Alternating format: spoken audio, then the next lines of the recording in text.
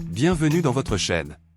Aujourd'hui, on va se pencher sur une équation mathématique 9x en 5 moins 12x en 4 plus 6x moins 5 égale 0. Et la vraie question, c'est est-ce que cette équation a des solutions entières?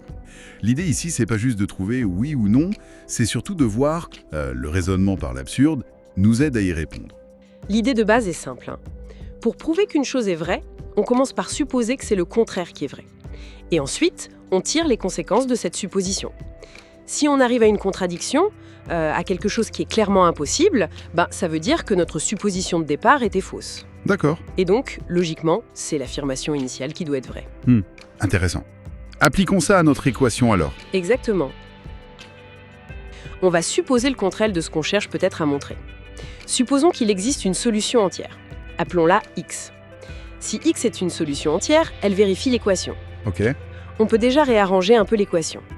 On passe le moins 5 de l'autre côté, ça donne 9x5 moins 12x4 plus 6x égale 5. Jusque-là, tout va bien. Et c'est là qu'intervient l'étape clé, la factorisation. On regarde le côté gauche. 9x5 moins 12x4 plus 6x. On voit que 9, moins 12 et 6 sont tous divisibles par 3, n'est-ce pas? Ah oui, exact, on peut mettre 3 en facteur. Tout à fait. Donc on réécrit ça comme 3 multiplié par 3x5 moins 4x4 plus 2x égale 5. Et cette petite manipulation, elle va tout changer. Pourquoi donc? Qu'est-ce que ça révèle? Regardez ce qu'il y a dans la parenthèse. 3x5 moins 4x4 plus 2x. On a supposé au départ que x est un nombre entier.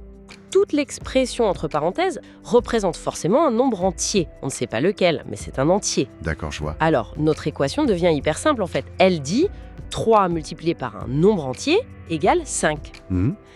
Autrement dit, 5 doit être un multiple de 3. Ah, mais attendez. 5 multiples de 3, c'est impossible.